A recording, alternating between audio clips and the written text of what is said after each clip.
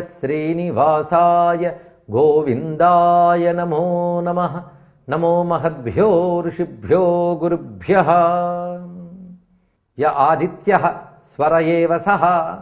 ఇది జైమిని ఉపనిషత్తు అని వేద సంబంధమైనటువంటి ఒకానొక జ్ఞాన భాగంలో కనబడుతుంది. ఆదిత్యుడు స్వరము మాత్రమే అన్నారు. ఇక్కడ స్వరము అంటే శబ్దస్వరూపుడుగా ఆదిత్యుని దర్శించారు. ఆదిత్యుడు శబ్దరూపుడు, శబ్దమే శాస్త్రము, శాస్త్రమే విద్య. అందుకే ఆదిత్యుని ఉపాసన ద్వారా హనుమంతుడు సర్వశాస్త్రవేత్త అయ్యాడనేటువంటి రామాయణ గాథను మనం స్మరించుకుని, యాజ్ఞవల్క్యుడు మొదలైన వారు కూడా ఆదిత్యుని ఆరాధన చేసి విద్యలు గ్రహించారు అనేటువంటి పురాణ కథలను కూడా గమనించినట్లయితే, మన పూర్వీకులు పిల్లలు సంధ్యాకాలాల్లో సూర్యుని ఆరాధించాలని ఎందుకు చెప్పారో తెలుస్తున్నది. ఇక్కడ ప్రాణస్వర, ప్రజాపతిస్వర, శరీర్వైశ్వర అంటూ కొన్ని వేద భాగాల్లో కనబడుతున్న మంత్రములు.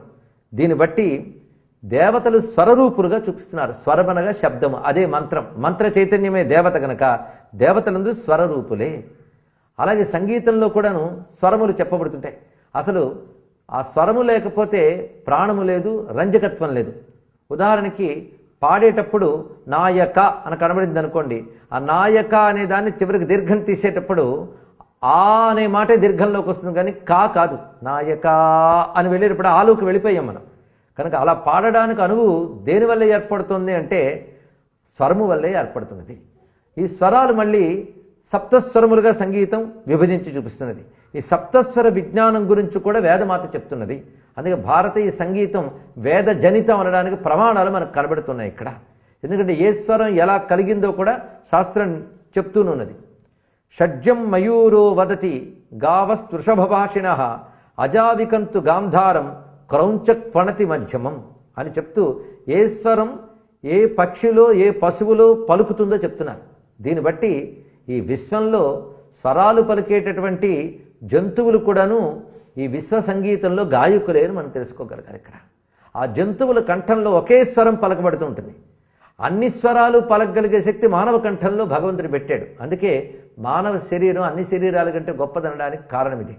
మధురమైన స్వరాలు కొన్ని జంతువుల్లో కనబడుతుంటాయి. ఆ స్వరాలకు పెట్టిన పేర్లు కూడా చాలా చిత్రంగా ఉంటాయి. ప్రధానంగా షడ్జం అంటే సరిగమ పదనిలో స అనేది. ఈ షడ్జము అనేది నెమలి యొక్క ధ్వని నుంచి పుట్టింది. కేకాధ్వని అంటారు. దాని స్వరం షడ్జం. షడ్జమును ఎందుకన్నారు అనే దానికి కూడా నిర్వచనం ఉంది. షట్సు స్థానేషు జాయతి ఇది షడ్జం. నాసిక, కంఠము, రొమ్ము, దవడలు, నాలుక, దంతాలు ఈ 6 స్థానాల నుంచి పుడుతోంది కనుక దీనికి షడ్జం అని పేరు పెట్టారు. ఆ తర్వాత ఋషభం. ఋషతి హృదయం ప్రవిశతి ఇది ఋషభం. హృదయంలో ప్రవేశించే లక్షణం కలిగిన స్వరం గనక ఋషభం అని పేరు. ఇది ఆవు యొక్క అంబారావం నుంచి వచ్చింది. వృషభము లేదా గోవు వాటి యొక్క అంబారావం నుంచి ఉద్భవించినటువంటి ధ్వని ఇది హృదయంలో ప్రవేశిస్తుందన్నారు. దీన్ని బట్టి సప్తస్వరాల్లో ఉన్నటువంటి దీని స్థానం తెలుసుకోవడంతో పాటు గోవు యొక్క అంబారావానికి ఉన్న శక్తి కూడా మనం గ్రహించవచ్చు ఇక్కడ. అందుకే కొన్ని జంతుధ్వనులు భగవత్ కైంకర్యంలో కూడా చెప్పబడుతుంటాయి. అందుకే ఆవు అంబారావం మ్రోగితే ఆ చుట్టుపట్ల దుష్టశక్తులు ఉండవు అనేది కూడా చెప్తున్నారు. అది గొప్ప సంగీతం. అదేవిధంగా గాంధారం. గాం ధరతి ఇది గాంధారం అని చెప్తున్నారు ఇక్కడ. అనగా పరమేశ్వరుని ధరించున్నది అని. గోశబ్దం పరమేశ్వరునికి చెప్పబడుతుంది, ప్రాణశక్తికి చెప్పబడుతుంది. అలాంటి ప్రాణశక్తిని, పరమేశ్వరుని, వేదాన్ని ధరించగలిగే శక్తి గనక గాంధారం. ఇది ఎక్కడి నుంచి పుట్టిందయ్యా అంటే మేకధ్వని నుంచి పుట్టిందిట. మేషం యొక్క ధ్వని నుంచి పుట్టినది. దాని ధ్వని గాంధారం అని చెప్పబడుతుంది. ఇక మధ్యమం.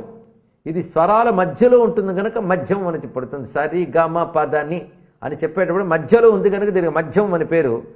ఇది ఇంకొక విధంగా మన శరీరంలో మధ్యమ అవయవమైన నాభి నుంచి పుడుతుంది ఈ స్వరం. కనుక ఏ స్వరం మన శరీరంలో ఏ ప్రకంపనలోంచి కూడా పుడుతుందని ఆనాటి ఋషులు చెప్పారు అంటే శబ్దశాస్త్ర, సంగీత శాస్త్ర, స్వరశాస్త్రాలపై ఎంత పట్టు ఉన్నదో పరిశీలించారు ఇక్కడ.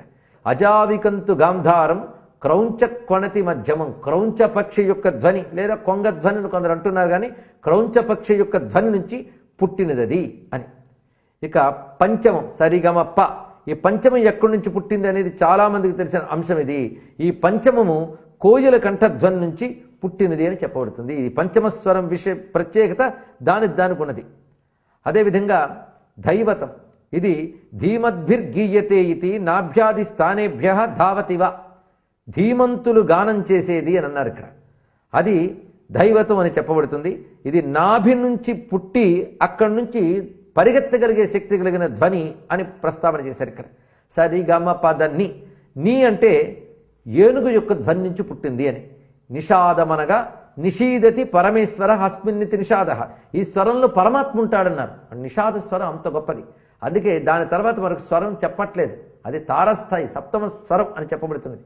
యోగశాస్త్ర ప్రకారంగా చూస్తే మూలాధారం మొదలుకొని సహస్రారం వరకు ఉన్న 7 యోగస్థానములు 7 స్వరాలకి స్థానములు.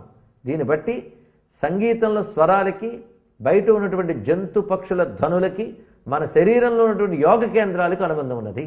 అందుకే భారతదేశంలో సంగీతం యోగ విద్య, రోగాల్ని పోగొట్టగలిగే విద్య అని చెప్పడంలో ఉన్నటువంటి అంశం అది. అందుకే హస్తినాద ప్రబోధిని అంటే ఏనుగు యొక్క నాదము చేత ప్రబోధింపబడుతున్నది అంటే సహస్రార స్థానమైనటువంటి ఆ కమల మధ్యంలో ఉండేటువంటి శివశక్తుల తత్వము ఆ నీ అనబడే నిషాద స్వరంలో మనకు కనబడుతున్నది ఇక్కడ. అటువంటి దివ్యమైన స్వర విజ్ఞానాన్ని అందించే ఋషులకు నమస్కరిస్తూ స్వస్తి.